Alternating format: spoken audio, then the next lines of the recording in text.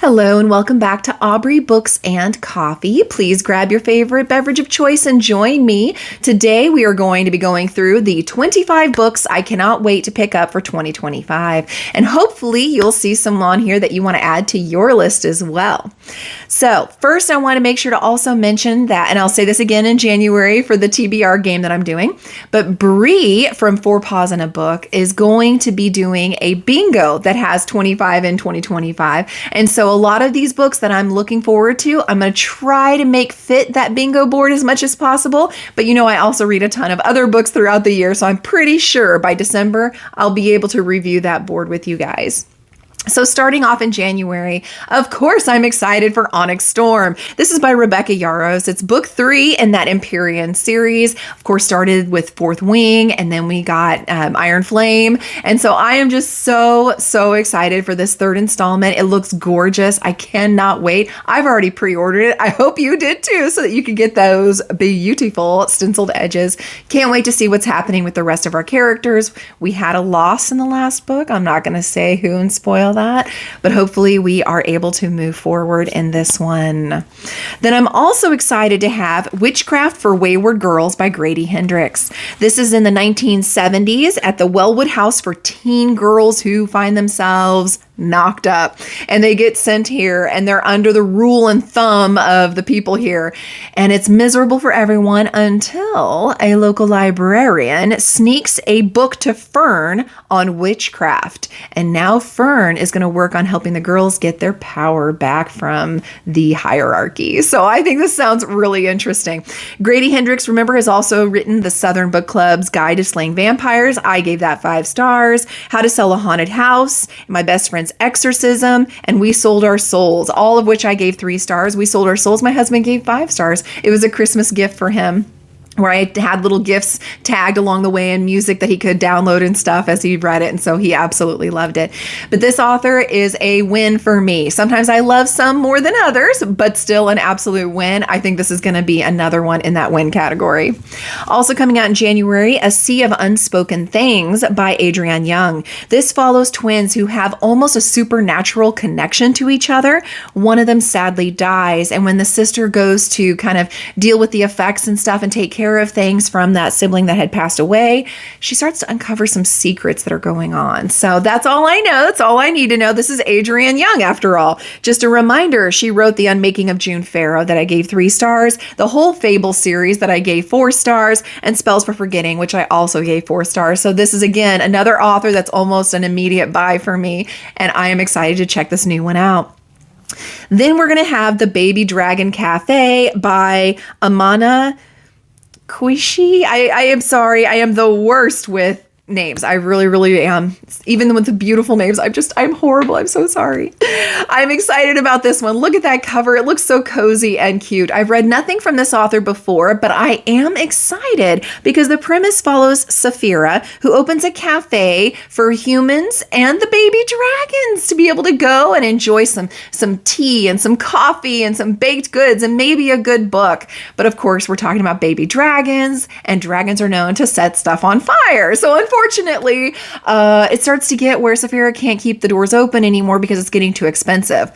In walks the local heartthrob of the town, Aiden, who has a brilliant plan. Aiden says, train my dragon to behave, and I'll pay for your little shop to stay open. So it sounds like maybe some reluctant ally stuff going on, but I'm definitely excited to have that come out as well. Moving on to February. In February, we're getting The Rebel Witch by Kristen Ciccarelli. Again, even when I love the authors, I can't pronounce the names right. This is the sequel to The Crimson Moth or Heartless Hunter, depending on where you got your book. I gave it 5 stars. I am dying to know what happens next. I am so excited for this sequel. Then we're getting Scythe and Sparrow by Bryn Weaver. This is the 3rd in the Butcher and Blackbird series. I just recently reviewed the 2 Butcher and Blackbird and Leather and Lark, so now I'm super excited for this 3rd installment. I'm betting I'm going to love it. So far, they've all been getting 4 stars. Let's see if that continues. Then we're getting Emily Wilde's Compendium of Lost Tales. This, of course, is the 3rd Emily Wilde in this series. I've been giving them all 3 stars, but they give me the cozy vibes. I love them. I know they're super popular, so I definitely want to make sure you knew that was coming out in February. Moving on to March, we're getting Oathbound by Tracy Deonn. This is finally we're getting third book in the Legendborn series. All these books have been getting 3 and 4 stars from me. They're a favorite to read, especially in February during my readathon to get those extra bonuses. But I am sad to see the ending happening in this third one, but I'm also excited because that second one left off with a what kind of cliffhanger.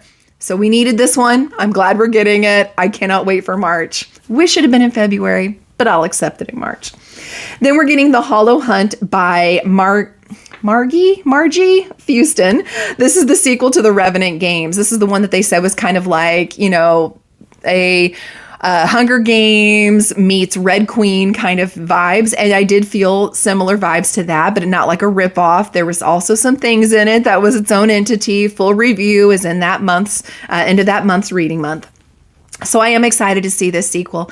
I gave Revenant Games 3 stars though, because I felt like some of the plot kind of got lost in the weeds as we went on. So I'm hoping this one will help grab it and make us move forward with it and maybe ramp it up a little bit for us. And I'm hoping for more. Then we're going to get The Deathly Grimm by Catherine Purdy. This is the sequel to The Forest Grimm, which I gave 4 stars to. Absolutely loved that book. I thought it was so good, so well done. The characters, you just love them. The world building, I mean, everything is just exquisite with this book. So I'm really hoping the sequel will continue that for me. Then moving on to, and a reminder, just in case, Catherine Purdy also wrote the Bone Crier's Moon series. I gave that series a 3 stars, so in case that kind of reminds you of the writing style. Now moving on to April, The Maid's Secret by Nita Prose. I am so excited. Not everybody is as in love with Molly the Maid as I am, but if you are, squee with me. Squee! I'm so excited. I cannot wait. This is the third in that series, and technically last month / this month, depending on when you're watching this, we just finished The Mistletoe Mystery, which is a little novella, a little Christmas novella. Make sure that you've read that, though, prior to going into this one, because according to the synopsis, it does kind of reveal what happens in the novella, which, I mean, you totally see coming a mile away. But still, if you don't want to be spoiled at all, make sure that you're actually reading all of these books before you get to the third one. But I cannot wait to see what happens next. I'm so excited. Then out also in April is Fearless by Lauren Roberts. And this is the third, of course, in that Powerless series. And once again, we want to make sure we've read the others. I really enjoyed Powerless. I gave it 4 stars. And then we got to Reckless and I gave it 3 stars because it was so boring. Not a lot was happening. It was pretty much just the 2 main characters chatting the whole time. And it was like, I need a little more plot than that. I love characters, but I need a little more plot than that. So I'm really hoping this will kind of wrap everything up with a nice bow and give us more of that action that I crave. Then we're getting The Book That Held Her Heart by Mark Lawrence. This is the third in that library trilogy. I had given The Book That Wouldn't Burn 4 stars, have not read the sequel yet. So I am going to have to pick that up and read it real quick so that I can then move on to this third one. And he's also the one that did the Red Sister series and why am I blanking? I'm going to make sure the cover's here. But it's the one that's, in the ice and snow. Red Sister, I was 3 stars on, but the one that has to do with Ice and Snow series, that one I gave 4 stars. So it just depends on what you're looking for in a story for what he's going to provide. But The Book That Wouldn't Burn was really, really good. So I am super excited to get into the next 2. Then we're going to get Great Big Beautiful Life by Emily Henry. Yay! Another Emily Henry. I'm so excited.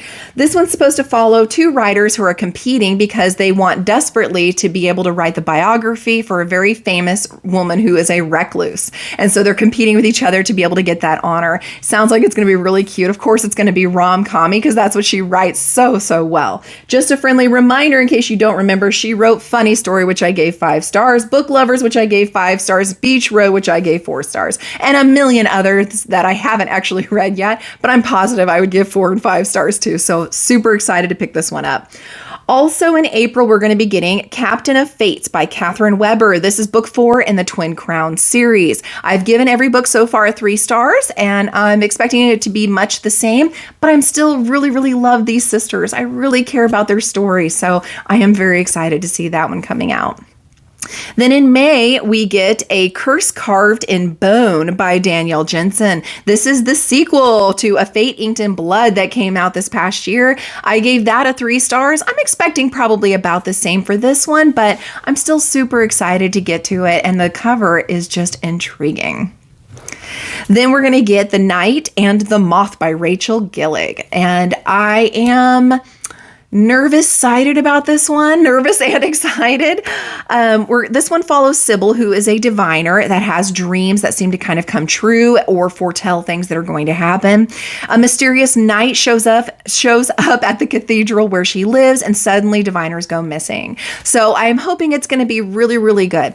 Rachel Gillig also wrote the One Dark Window series. If you'll remember, I was not a huge fan. I actually gave it a 2-star, did not continue and read the sequel, and I heard the sequel was kind of anyway, but I liked the writing style. I just didn't like the story when it came to One Dark Window. I don't like card magic. I never have. For even my video games, I love Kingdom Hearts. I've played all the Kingdom Hearts on the PlayStation, but then there's been ones that were in handheld games that had to do with card powers and magic, and I've never enjoyed that in anything I do or read. So I think that was the big thing for me, is I don't like someone saying I have the power of nightmares because I have a nightmare card. No, no, I feel like you should have the power or you don't. But that's just me. That's my hang up. But I do enjoy Rachel Gillig's writing style. So I am excited to pick this one up, and I am nervous-sided and hopeful. Then also in May, we're going to get The Floating World by Axio. This is supposed to follow Sunho, who lives in the underworld and is an ex-soldier, unfortunately with amnesia. So all Sunho knows is that some odd jobs need to be done in order for him to be able to survive in the underworld. And he's been put upon a secret mission that is to find some silver light. Sounds odd, but okay. Meanwhile, we also meet Rin, who is a very spirited acrobat who has a secret. She has silver light power. So you can kind of see where this is going to go, and apparently their paths will cross at some point. So I'm excited to read this one. Axio is the one that wrote XOXO, which I gave 4 stars, which was a K-pop kind of rom-com. It was adorable. And The Girl Who Fell Beneath the Sea, which I also gave 4 stars. It was exquisite. It was beautifully written. So I am very, very excited to be able to read a new one from this author. Also in May, we're getting Overgrowth by Mira Grant. As you know, I love Mira Grant. As you know, her actual name, I'm not so excited about. I have yet to like a book written under the Shannon Maguire. Is that how you pronounce it? I have yet to like that at all. But whenever she writes it's Mira Grant, absolutely, I love it. Feed, that series I've given 3 stars. Into the Drowning Deep, I gave 5 stars. And the Parasite trilogy, I gave 5 stars. So I absolutely love the Mira Grant spooky kind of writing style. And I'm hoping to not be let down in this one. Basically, in Overgrowth, we're following Anastasia, who claims that since she was 3 years old, that she's actually an alien. These parents aren't her real parents. Of course, nobody listens to that. She's 3 years old. Fast forward as she's growing up, and all of a sudden there is a signal coming from outer space being broadcasted all over the world that an armada is coming. Is it for Anastasia? Just curious. I'm dying to know here. Moving on to June, and again, did that not intrigue you?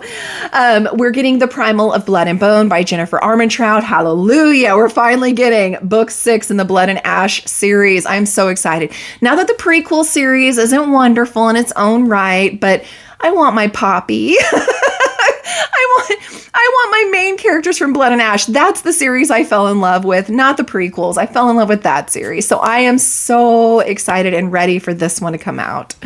After the War of Two Queens. I mean, come on. We needed it. We have been needing it for a while. Then in July, we get The Enchanted Greenhouse. This is by Sarah Beth Durst. This is going to follow Turlu, who broke the law and cast a spell and created a sentient spider plant. Does that sound familiar? If you've read The Spell Shop, it should. And that was a fun buddy read that I did with Kim. And I ended up giving it a 4-star in my review. But since then, I've been percolating on it, and it's bumped up to a 5-star. So it does actually live on my shelf, and I absolutely thought it was adorable and loved the whole story. And the spider plant guy actually made me feel like a little bit like Groot, and it was just so cute. So I'm excited to read this. It's not said on GoodReads that it's a prequel, but everything it's describing sounds an awful lot like stuff we heard about in the spell shop. So we'll see. Also in July, we're getting Between the Broken Hearts by Lexi Ryan. This is the sequel to this is the sequel to Beneath These Cursed Stars, and also considered book 4 in These Hollow Vows. So it's almost like it's going to be its own separate duology, but it's in the same world and it has the same characters. And so if you'll remember, the Beneath These Cursed Stars I got in a NetGalley arc and gave it 3 stars. It got a little long in the tooth, so that's the only reason why, is at times it kind of felt like the pacing was off. But I'm hoping for this one that it'll be much faster because it's going to need to wrap some stuff up, and I'm excited to pick it up. We're also going to get The Nightshade God by Hannah Witten. This is the 3rd in the Foxglove King series. I'm excited. They've been getting 4 stars from me. I cannot wait to pick this up and see how it's all wrapped up and what happens next. Then in August, we're getting Once a Villain by Vanessa Lynn. Finally, we're getting that 3rd book in the Only a Monster series. I have been dying for that, so cannot wait for it to come out and see how it wraps up. I will let you guys know. I've obviously given the Only a Monster 5 stars, and then the sequel I gave 4 stars, so let's see where the 3rd one falls. Then last but certainly not least, for my personal list, obviously there's tons more out there, and I encourage you to go look to see for yourself and make your own list. In October, we're getting The Ballad of Falling Dragons. This is by Sarah A. Parker, the sequel to When the Moon Hatched that I gave 4 stars. Initially, I had said I would probably just stop at When the Moon Hatched because it could almost be a standalone. Like it left off pretty decently. But the more I'm sitting on it, the more I really do kind of want to see where the story goes. So I may be setting myself up for failure on this one, but it is on my list because I am excited about it. Let me know below if there's any on here that you're excited to get to yourself. Let me know below if there's any that I didn't mention that you are super excited that will be coming out in 2025. Thank you all so much for being here. Please like, subscribe, send your friends, and I will see you all next time.